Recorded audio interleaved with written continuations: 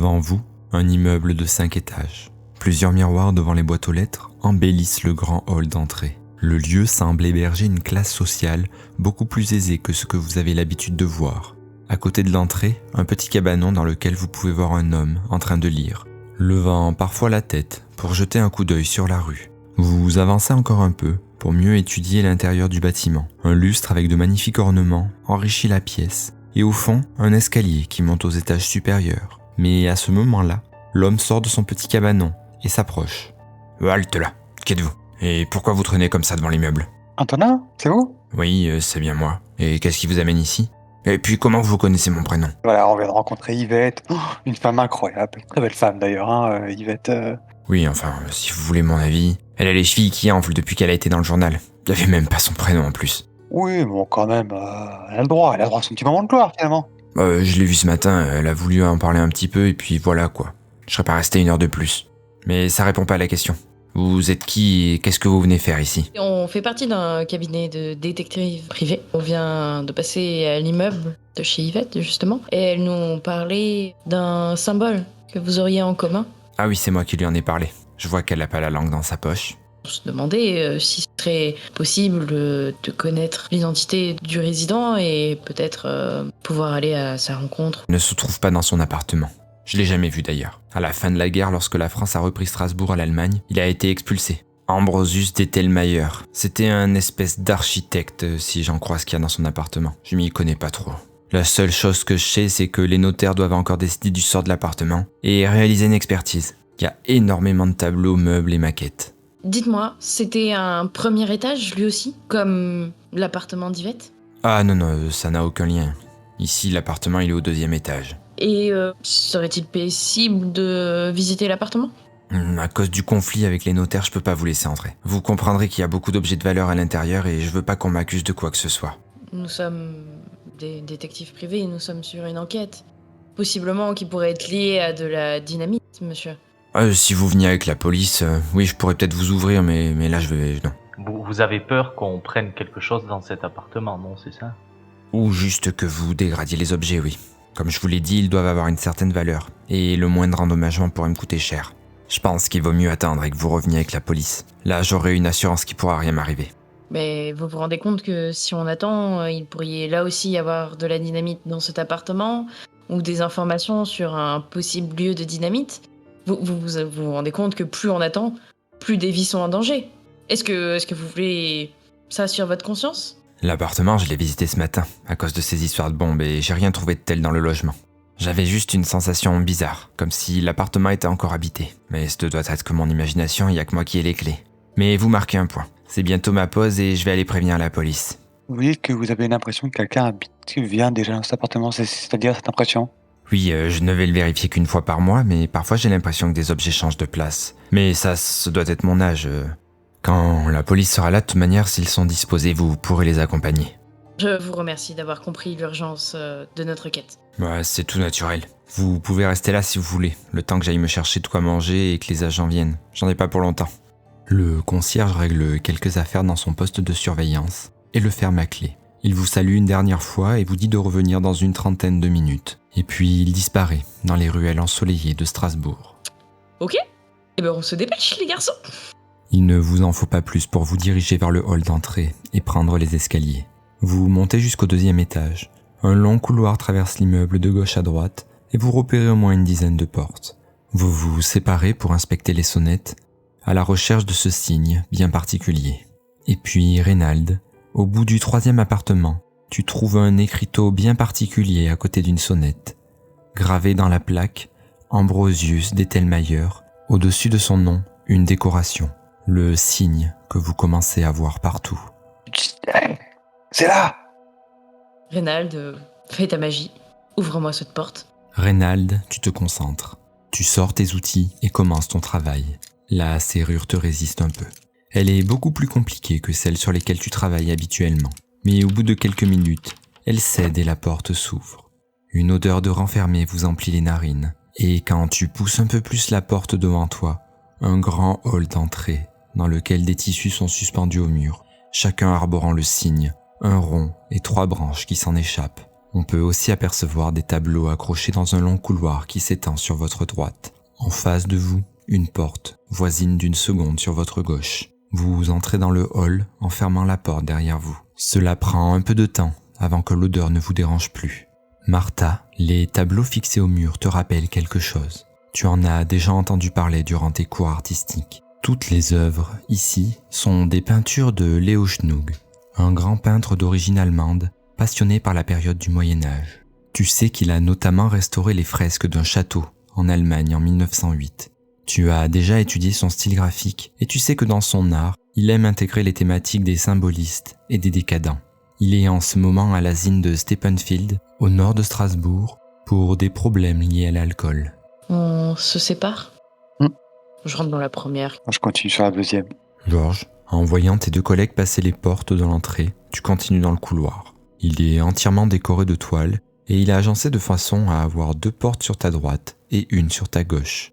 À ta droite, la première porte est ouverte et donne sur une cuisine bien ordonnée. Tu repères un buffet sur lequel est disposé plusieurs ensembles d'argenterie. Tu n'en avais jamais vu autant en une seule fois. Mais à part le luxe de la pièce, rien ne te semble sortir de l'ordinaire. Tu continues dans le couloir, il reste encore 2 portes, et ouvre celle située sur ta gauche.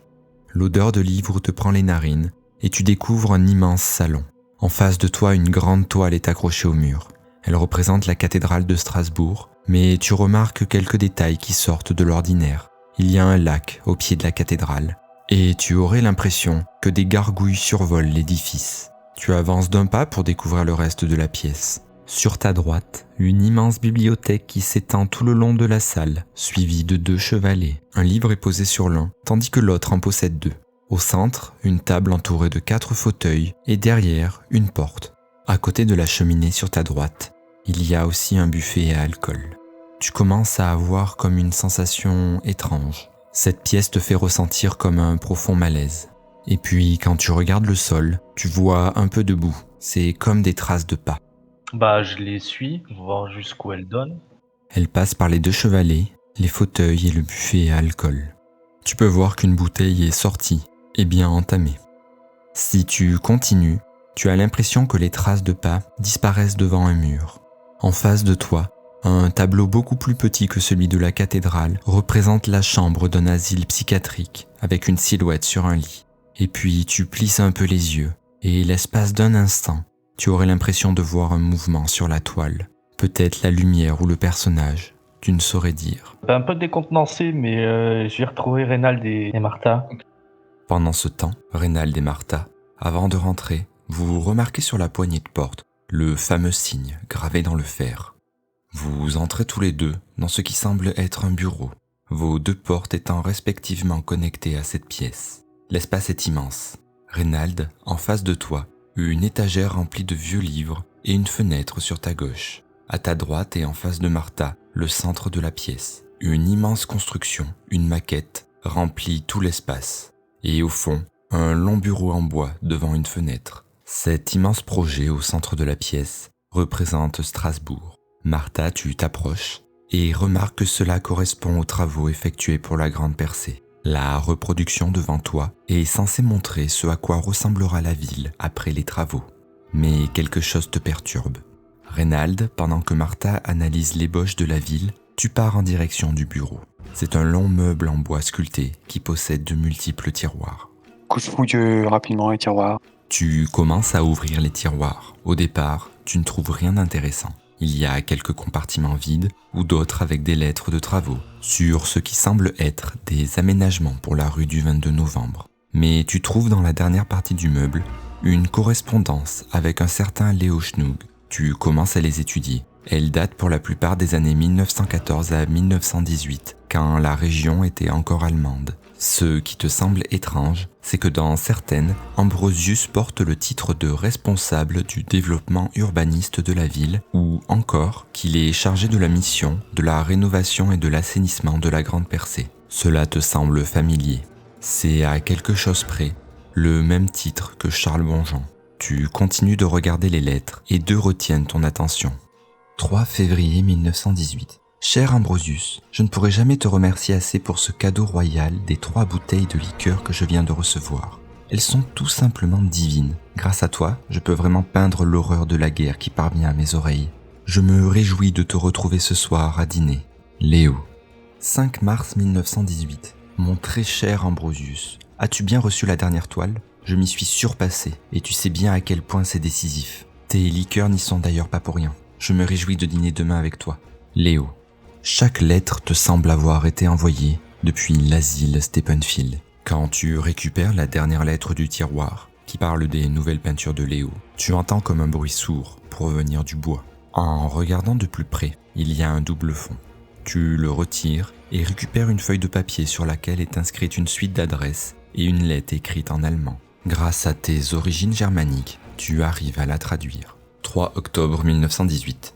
Cher Ambrosius, c'est avec une insondable tristesse que malgré le génie militaire allemand, nous devons prendre au sérieux la possibilité imminente d'une défaite militaire.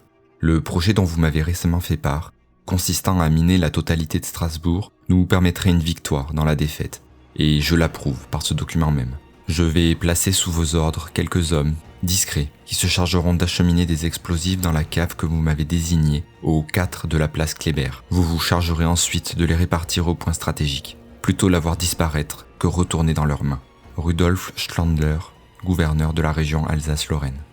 Quand tu finis de lire, la porte sur ta droite s'ouvre lentement. Georges entre dans la pièce. Il a le visage pâle et derrière lui un grand salon. Martha, quant à toi, tu viens de trouver ce qui ne va pas sur cette maquette. Il y a comme une troisième branche qui n'était pas prévue à l'origine. Elle part de la place Kepler et forme un canyon tortueux jusqu'au quai Schoppenfin. Vous venez d'écouter notre podcast sur la ville en jaune. On espère que cela vous plaît. N'hésitez pas à faire vos retours dans les commentaires et on y répondra avec plaisir. Vous pouvez aussi nous retrouver sur différents sites de podcast et aussi sur le serveur Discord du Grillsby Nexus, un serveur JDR où vous pouvez trouver des parties comme des conseils. Merci pour votre écoute et à la prochaine.